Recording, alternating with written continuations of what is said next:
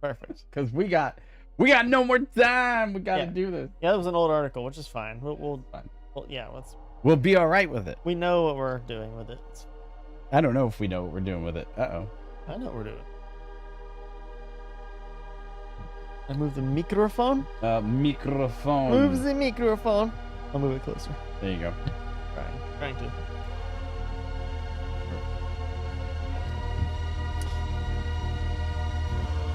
Good.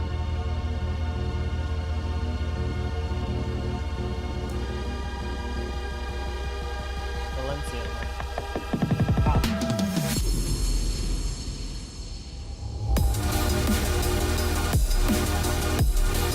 There we go. The awesome sounds of Paracella. Got that going? Not yet. I'm working on it, though. It's giving me the same error that it did the other day, so that's weird.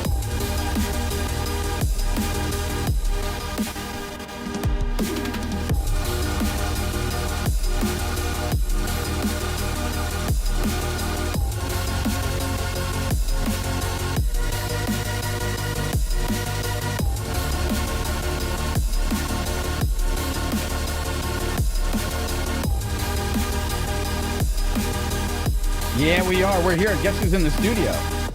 Roscoe. No, you are. Roscoe's here. No, but you're still here. I'm here. You are. I haven't left. You are here. Like that thing from the internet. You are here.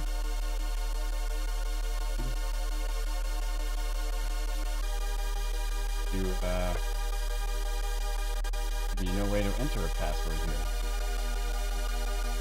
Password. Wow, this app has got more bugs in it than a Disney Pixar movie. Oh! Ah, you see what I did there? Yeah.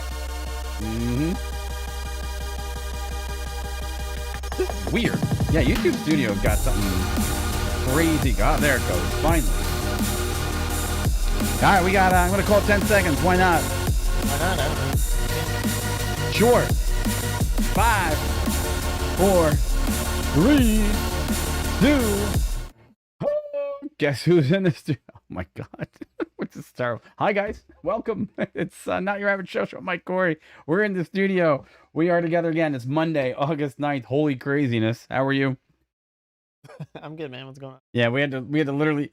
Okay, so just so you guys know, took a little extra time to set this whole one up because we were kind of jockeying for what we're going to talk about, and so many different things going on, and we're like, yeah, we figured it out at the last minute. We're like, all right, let's just select these 4 and we'll deal with it, right?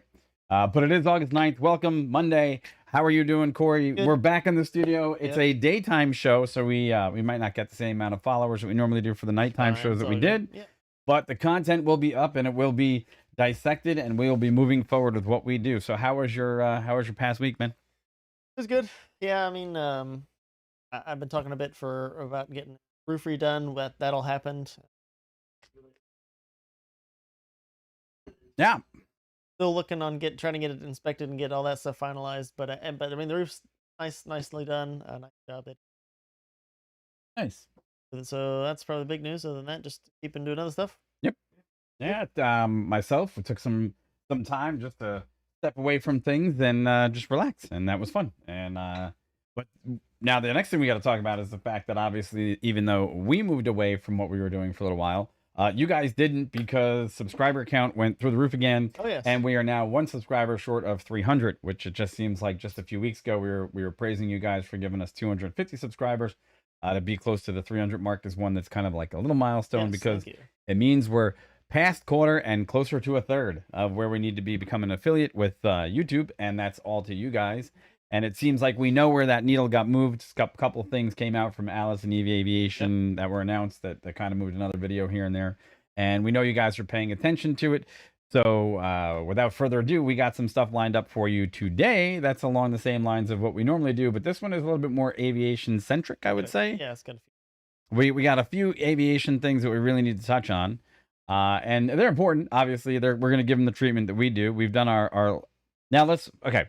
We got a couple of comments recently that we also have to address in some of the other videos that we have to look at, because some of them have a lot of depth to them about I think there's one in Jobby about what the expected range is of things that we have to deal with. Yep. There was another one at length about Alice, Eviation. There was a few others in there.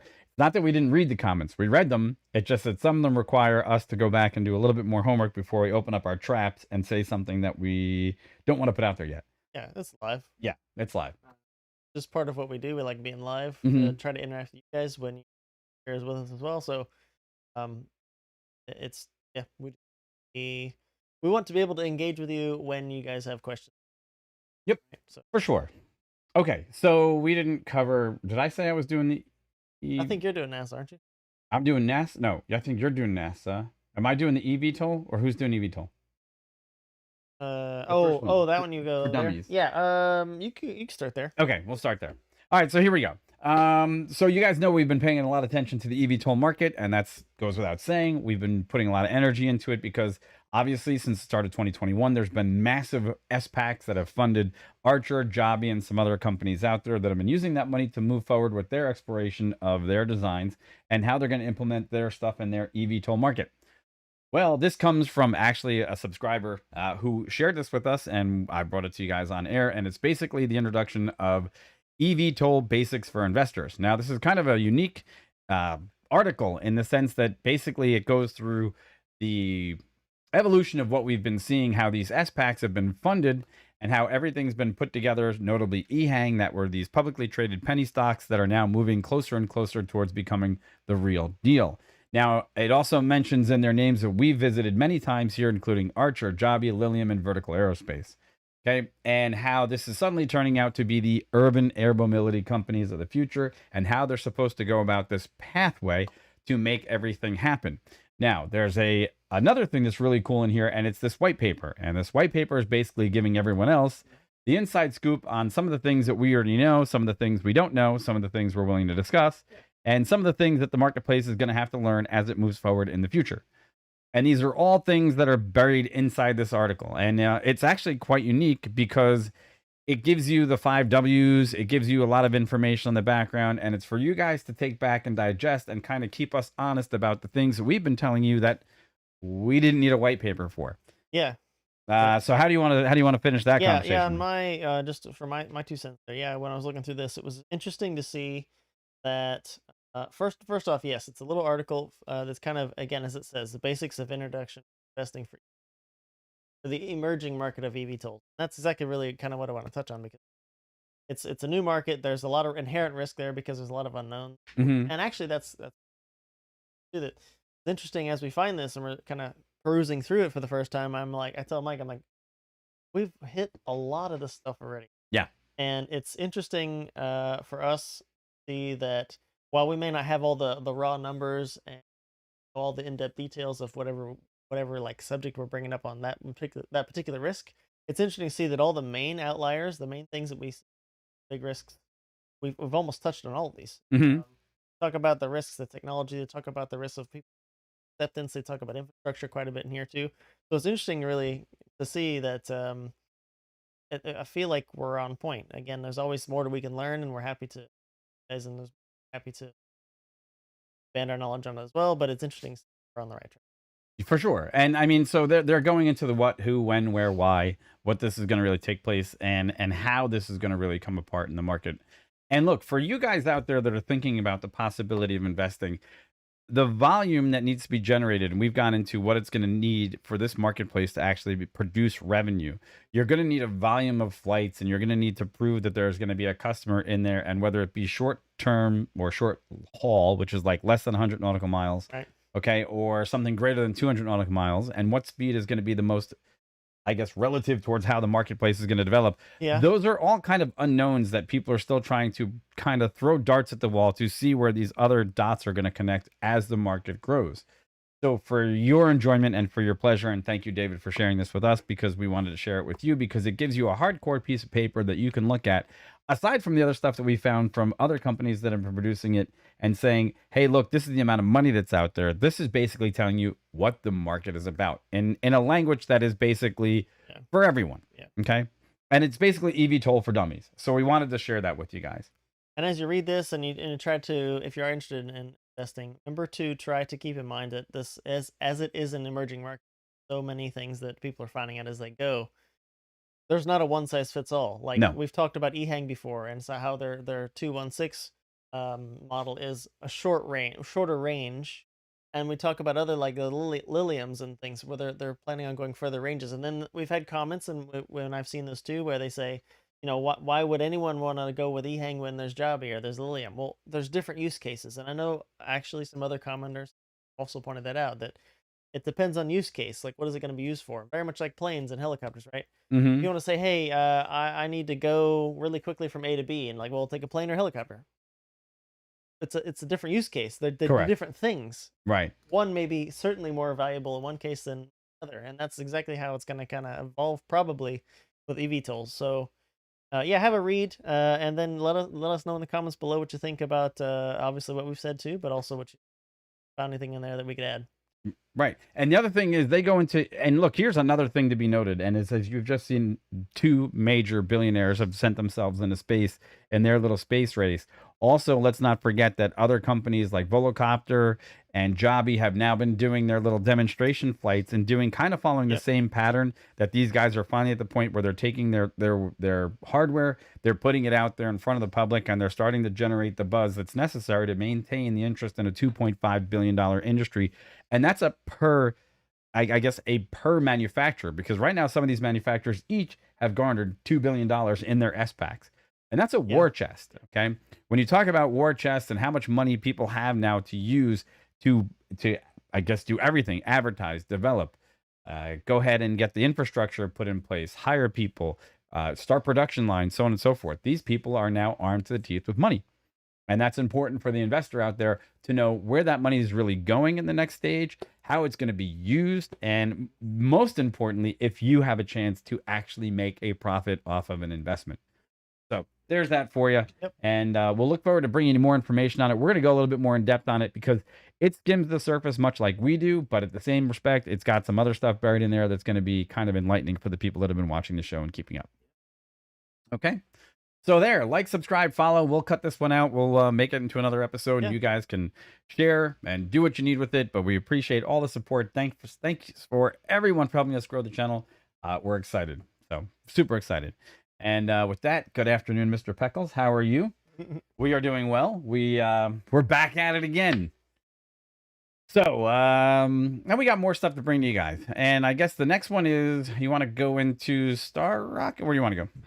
Probably go to NASA. NASA. You can do NASA, or... Okay, you can do NASA, and then I'll do StartRocket. Cool. And no, wait, because I was supposed to do DHL. It doesn't matter. You choose. I'll do StartRocket because I think it's kind of funny. Okay. All right, so here you can have it, and go ahead, and the floor is yours for NASA. Cool. Yeah. So this next one comes to us from Science Daily. It's basically talking about the NASA's development of the X-59. If you're not familiar with this, NASA's been working on. Well, not just NASA, of course, but NASA has been working on a model called the X-59 that really works to find a functional way of reducing the sonic boom of aerial aircraft, fast-moving aircraft, to a level that is acceptable to be overland, basically, long-term idea. So they've been working on this thing, and you probably got it up there too. It's quite a sleek-looking plane.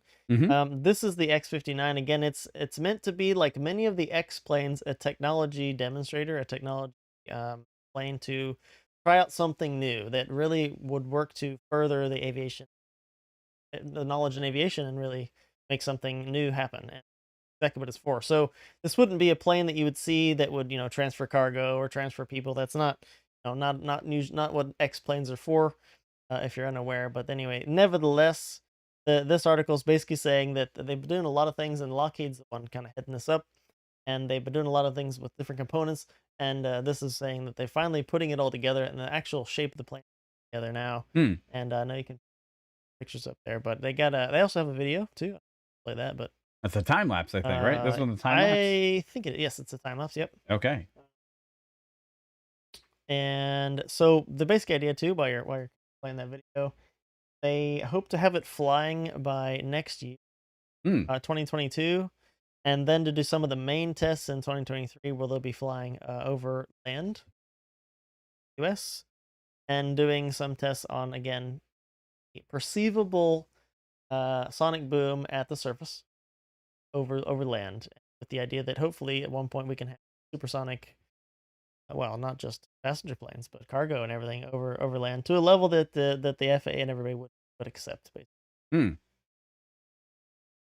I guess, that so there's been a couple of shakeups in the Sonic market. Oh yeah, Obviously, the fact that United went with a competitor talked about towards the Ariane and Ariane, and Concorde and yeah, and they folded up remake. shop, right? Was it Ariane that folded up? Yes. Yes, okay. Yeah, down in Melbourne. And Ariane was actually, I guess, kind of looking at this as being part of their test bed, because they were actually touting the fact that they were going to be part of those companies that were going to use some of this quieter technology that could have come out of this demonstrator, right?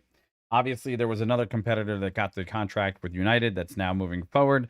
And to see this being a shakeup in the Sonic Boom marketplace, look, this is a big challenge, because the reason why the Concorde didn't make it before, okay, and first of all, there was limited quantities of Concordes to go around, number one. Number two, it was part of the NIMBY association, meaning not in my backyard.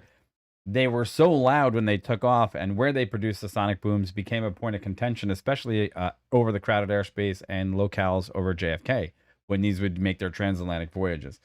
That was another big thing, and that's the whole reason why this aircraft is being produced, because in the past, sonic transport has been difficult. It has come with it the caveat that it has not been user-friendly, so to speak. Now, the other thing that we talked about recently on the show is that the per dollar per seat, that was really the one that was most accessible. United was saying that they wanted to get a supersonic transport with $100 per airfare seat, working in the not too distant future. Yeah. I don't know how that really plays into this. What do you think that this is? Because I don't know if this other design that they went with is going to incorporate some of this technology. Well, going back, with the Concorde, exactly what you said about ticket prices. That's one of the other big things with the Concorde that made it fail. Really high maintenance costs, really high ticket prices, right? Things that really are not new hurdles to the aviation, but nevertheless one of the problems with the Concorde. And when you have very thirsty engines that are flying at supersonic speeds, they use a lot of fuel, and somebody's got to pay for that fuel. Less passengers in that bill.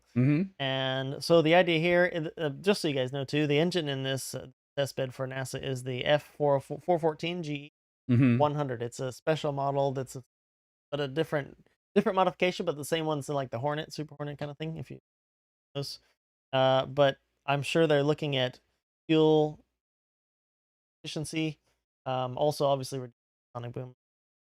Right, so hopefully what we'll get out of this is that it can be easily translatable to actual. Right. As far as the ticket price, like your question, I don't know, man. That's totally, we talk about a lot about tech on here too, but when you get into business stuff, that's some business decisions as well. And I can only hope that there's a way we can get that ticket price down to dollars a seat, but I don't know. We'll see. I mean, and what I did is I flashed up here the Boom Supersonic agreement with United that they're looking to obviously have their roadmap to supersonic travel, which basically takes them the Overture rollout, which is 2025, first flight 2026, and then supersonic transport with passengers on board at 2029. And again, will that mean that at some point we'll see that some of this new technology for quieting the aircrafts will actually make it into the Sonic Boom initiative? I don't know. But hey, this is part of that evolution. Where the money's going to go right now and how that's going to be spent in the not too distant future, something to keep an eye on, especially for the supersonic market as it, quote unquote, redevelops from where it once was. Yep. So there's that. Yep. So, yeah, with that said, why don't you tell them what they can do? Please like, share, and subscribe. It helps us out very much. We very much appreciate it. And remember to hit that bell down there. So, yeah, there we go. Yep. All right. So this one we can file under kind of odd. This. Yeah, I'll take it. I'll take it because the weirdest part about this is that Corey came up and he sent me this article and he said, "Oh, by the way, there's these guys that want to turn around and put billboards up into space." And I was like, "What?" And he's like, "It's from Futurism magazine. You got to read this." It's a bit dated. We know it's a bit dated. But we'll get there. We'll get there. We'll get there. Yeah. So it was kind of interesting. It said this startup wanted to launch giant glowing ads into the night sky. And I was like, oh, okay. And it's called StarRocket. I was like, oh, okay. So basically what these guys wanted to do was put constellations, small series of satellites into CubeSats in low Earth orbit. And basically they would fly over these cities and give you a 6-minute ad that would basically float over your city in whatever design that you wanted. And I was like, and kept on reading a little bit more. And I said, okay, so these guys wanted to be putting stuff together by 2020. And then they said they want to have their displays by 2021. And I was like, interesting. We haven't really heard anything about them. So I wonder what happened. Well, a little bit of investigation, and I do mean very little, is basically just going to the StartRocket website, and basically they developed a whole new plan and said that basically they realized that nobody really wanted what their initial plans were. The first part of the page. Yeah, the first part of the page is they basically said at some point, what is it? Currently, there are 500,000 pieces of debris up there. We go all the way to the top. But we go all the way to the top. There it is right there. It says, securing space for a brighter future tomorrow. After receiving many comments and a lot of constructive criticism, we realized that many people care about the problem of space pollution around the Earth. We decided that we can help mankind by taking up this new project. So basically what these guys came up with is a catch-all, right? They decided that, hey, we're not going to really be able to do what we wanted to, and they designed this foam that is going to be a new way of space exploration, because what they go in and they say basically is with every new launch, with every piece of material that goes into space, there's another accumulation of space junk. Now, Corey and I have talked about this many times on the show, saying, hey, as more and more space tourism goes up, more of these low Earth orbit satellites get up there, there's going to be a lot more debris up there. There is. There's, a lot of stuff up there, if you guys don't know. And it's been a problem. And actually, a lot of companies included that. A lot of companies are talking about how to work that, and we've touched on a few. Go ahead, man. Sorry. No, we touched on a few, and look, so these guys, they came up with this concept, which is actually pretty cool. So we're gonna roll a quick little video here from them, which is unique. So here, we'll let this roll for a minute. Let's see if it does roll. I know we got it rolling before. Space tourism, colonies on Mars, conquering the solar system, encountering new civilizations. But all of this will just remain a magnificent dream unless we make a difference. Currently, there are more than 500,000 pieces of space debris revolving around our planet. And they are moving at a speed of 28,000 kilometers per hour. As there are more and more of them hurtling around, in the near future, they will pose a serious threat to space flights. Our mission is building a safer world, where technology brings endless opportunities to people of today and tomorrow. So when the most magnificent dream of humankind, the goal of conquering outer space, was being endangered, we could not just stay on the sidelines. Kaspersky supported the StartRocket team, a group of expert chemists and aerospace technicians who succeeded in finding a solution for removing debris in near-Earth space. Our solution will help to remove debris from the Earth's orbit using a revolutionary combination of small spacecraft and special foam, securing space for a brighter tomorrow. Yeah, it looks like it's basically a deorbiting solution is what they're looking at. They go up, this foam shoots out into space, it grabs something, and it brings it back down. Makes a bunch of drag. And yeah, so, I mean, this could be big. StartRocket itself, when you shared me the article, I was like, these guys were boastful. The article, you have to read the first article. It's almost hysterical. It's a little bit interesting. Yeah, how much of a reversal in their ideology that these guys went with. However, if this works, and it actually, to me, not being a space scientist, looks viable, what do you think?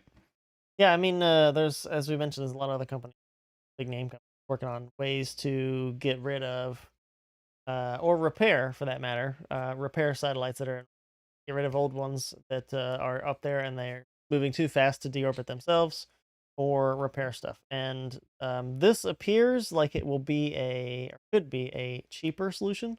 Something that's a little bit, I mean, in a way disposable, right? I mean, they launch these canisters up, it makes a net, and I know space is large, don't get me wrong too. There's a lot of space out there. So this would have to be put in certain orbits where they think they can get the most debris. A slight concern I have thinking about this is I don't know if these canisters types of navigation or propulsion on them. I say that because you don't want to run this thing into something that doesn't need to get deorbited. And like that would cause a problem, because this foam looks sticky enough that, if you accidentally run into somebody's satellite, Right. you're gonna have a problem because I don't know how to get it off. I mean, it's in space. I don't know how that would work. So Right. so I say that with just my thoughts there. Looks like it could be good to getting debris out for sure. It would have to be put in certain orbits, and to get the most quote bang for your buck if they don't navigate themselves or whatever. But nevertheless, there could be other problems with it. Yeah, we'll see. Right. So basically, what they're saying is by 2022, they want to launch a satellite collector with the foam barrel and space debris collecting system out there. Right. So they're basically they've announced their timeline for getting this done. But the big thing to me is, like you said, I didn't even think about it. What if you deorbit something? What if it goes astray? Now, the other thing would be, I can imagine if they have the ultimate misfire that you could end up one day seeing the International Space Station draped in these foam canisters that is just kind of just stuck there like spider webs. I mean, it would be problematic, but nonetheless quite difficult. I don't know how about this foam's chemistry, how it actually, if it maybe has a shelf life, or something like that. Right.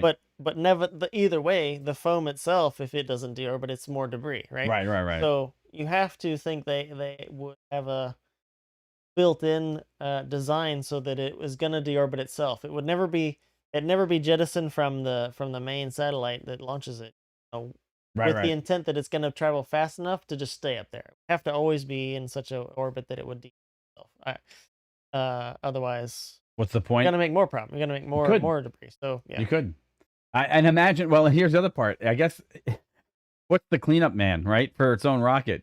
So you launch the thing into space and it gets up there. Then don't you literally have to have the thing on your own rocket that cleans up the mess that your rocket just created as a satellite, right? So you basically you have a whole field of these things that go up and they catch all this garbage to bring it out of space, but then you have to have one last one on board so you clean up your own space junk, right? Leave it better than when you left it. Well, I guess we'll see how the hell. It'll be interesting. But what's really funny, more or less, is that they did a quick reversal of fortune there, basically going from satellite advertising and putting in things low Earth orbit to suddenly let's clean up space. So good for them figuring it out. Yeah. Let's hope they're successful, and let's hope that there's an investment possibility for everybody at some point, because it will become crowded up there as we put more and more stuff into space, including the use of space for space tourism. So there's that. Yep.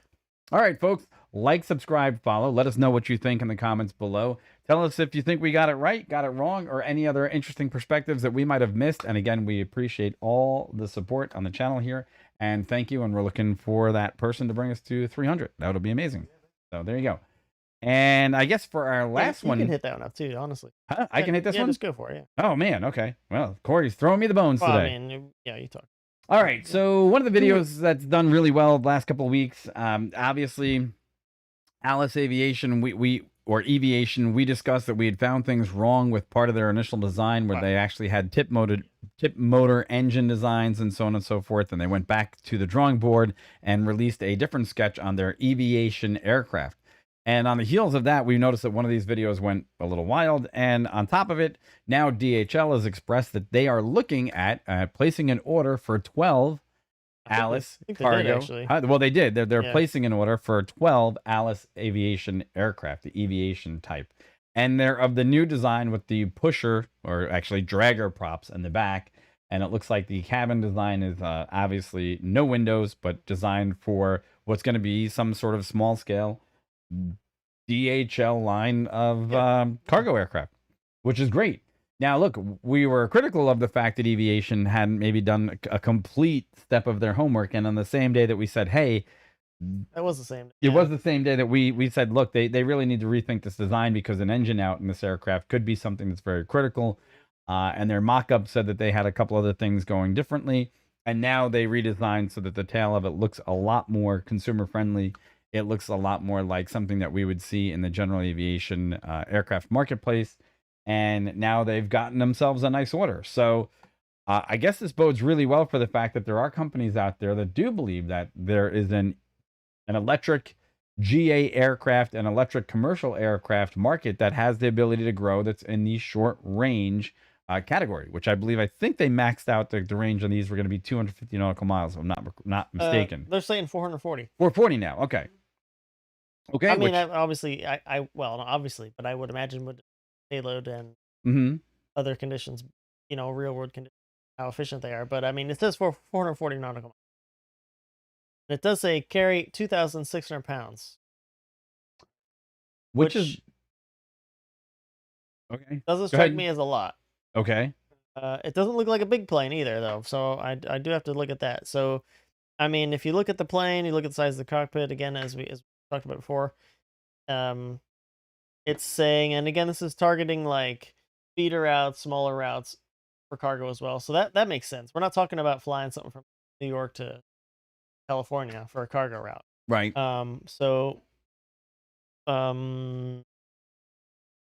Yeah, I mean, they must, obviously, if DHL's already put an order in, they have a use case in mind. They've done some risk assessment there, or not risk assessment, case on, and they've justified the expenditure of those funds.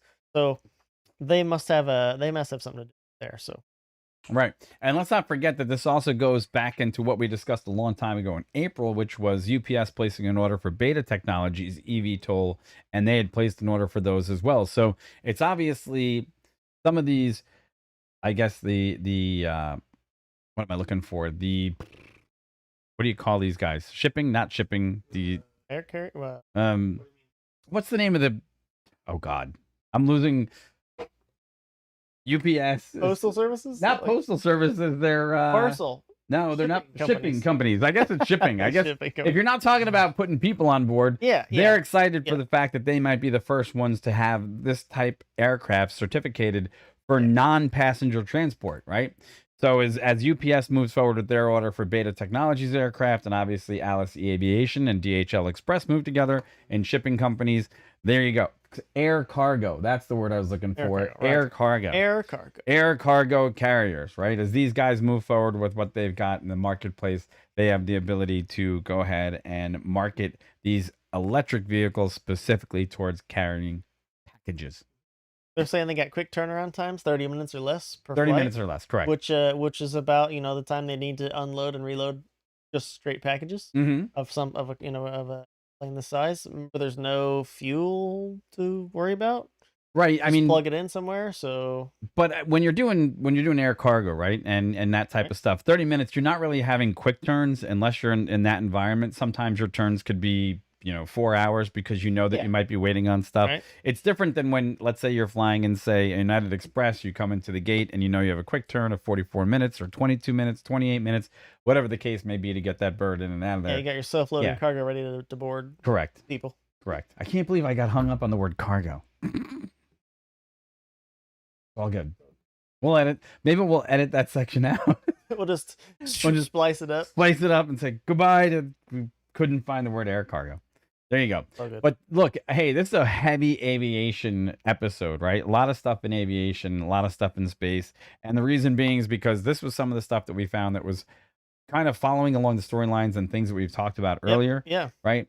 So we just want to do quick follow-ups. And I know that there's one major follow-up that we really need, and that's for Hill helicopters. Yes. We know that there's a video out there that has received a lot of comments. A lot of people have watched it. And we want to do a revisit as they've moved themselves a little bit in the marketplace as well.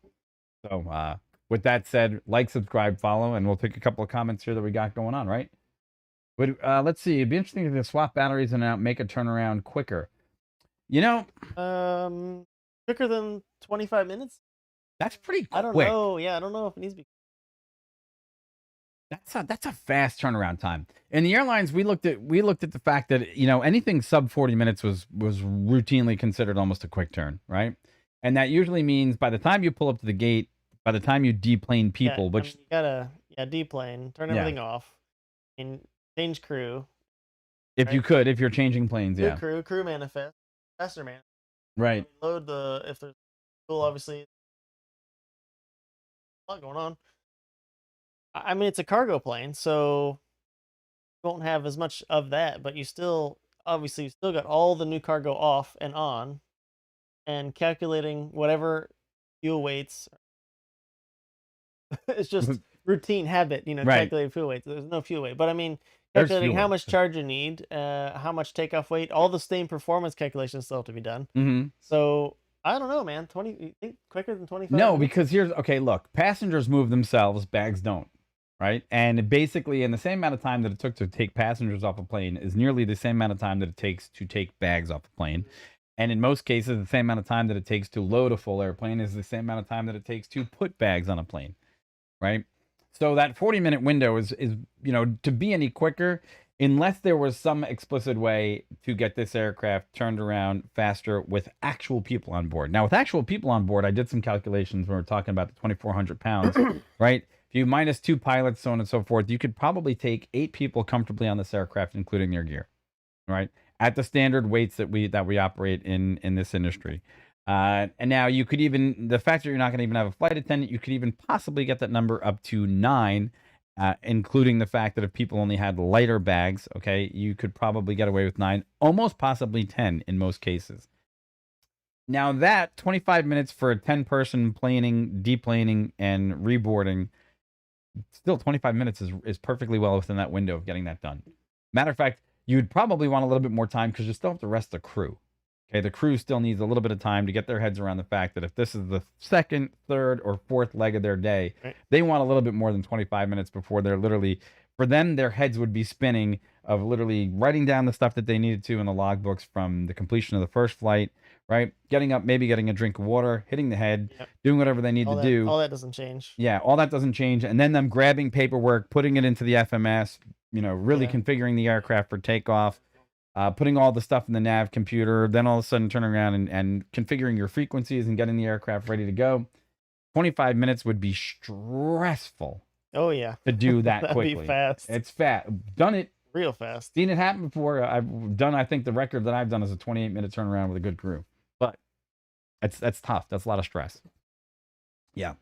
So great comment though. Yeah. Something worth looking at in the future. And James, that question or that comment goes straight with what we said about eVTOL. You're talking about those eVTOLs that we talked about as far as, going intercity or intracity. And you're just having people literally, like a tram almost. They just get up, they stand up and get off, and then people get on and sit down. I mean, that's all that really has to be done, and it's all automated. The performance is always going to be in parameters. Right. And swappable batteries is maybe. Well, that's what the EHang proposal, right? Yeah. It really depends on the route, the time it takes to make your turnaround. And look, this also speaks for the fact that you're going to find entrants into this marketplace. They're going to go with traditional fuel models and traditional, forms of propulsion. And there's not going to be any knock against them because they might look. People also have to take into account the fact that there are people out there that say that as we get closer to this massive battery generation, especially the fact that now the Biden administration wants to push for, I think it's 50% of EVs by 2030 or something in that nature. I think that's one of those things they came out with, right? That's a massive drain. All new car sales. Yeah, all new car sales, right? So that's a massive drain on the supply line for batteries. It produces a lot of carbon emissions in other areas. There will be players that will turn around and take a standard jet or turbine powered whatever, and they're going to probably focus on making it more efficient or run on some sort of biofuels or something in the future. Oh, we could revisit that. Yeah, because there's a couple of good biofuels out there that a lot of people aren't talking about right now because EVs are so hot. I'll have to look it up. Yeah, you touched on them. No, I know. I'm trying to remember what company it was, and there was a company that made jet fuel from recaptured carbon in a process of some chemical process. I can't place it right now. We'll come back. It's interesting. There's going to be other places to make a dime on this, right? And where people are going to turn around and find profits. So great question. Awesome discussion. I mean, it opens up a lot that you want to talk about, but yeah, 25 minutes are pretty good. I think they're fairly on the mark there. Okay. Well, you know what's also on the mark? Our time. Yeah, got to go a little quicker here today. Got stuff that we got to get done. Sorry we joined you guys so late, but we will come back to you Wednesday with another show. And Thursday, we are getting hints that rocket that we really wanted to cover on August 3rd that didn't happen has been pulled off the pad and is probably going back to formula. So it may or may not happen. Yeah, the Boeing Starliner test. Had some valve issue, and then actually a few other things along with that issue with the ISS spinning out of control. If you check that out. Talk about it on Wednesday. So yeah. Yeah, they had a little bit of a bump in the road. A little bit of some excitement. Yeah. So, hey, folks, thanks for tuning in. We appreciate all your time. Again, leave your comments below. Let us know what you think, and we'll look forward to getting in touch with you guys again on Wednesday. Take care. Take it easy. Have a good one. Peace. Bye. Adios. Hey, look, you can actually hear the music because you're in the studio. Really? Yeah. Can't hear it yet. That's because it takes a minute. Oh. It's ramping. Come on, Harris. Well, man, I fumbled some of those lines today. That was great. I love it. I'm staring at the camera. I'm like, I'm a deer in headlights. This is great. I was saying something. Something was happening. Something was going on. Brain was like, see you. Yeah, it's there and it's just gone. It's gone. Left me. Didn't know where it went. Thanks, Brad. We appreciate it, man. Thank you. See you Wednesday. Oh, yes, sir. It is one of those days, the Wednesday, the hump day. Wow. Wednesday is going to be hump day. Oh, man, we forgot to mention. What? The fully stacked Star. Oh, God, it's too late.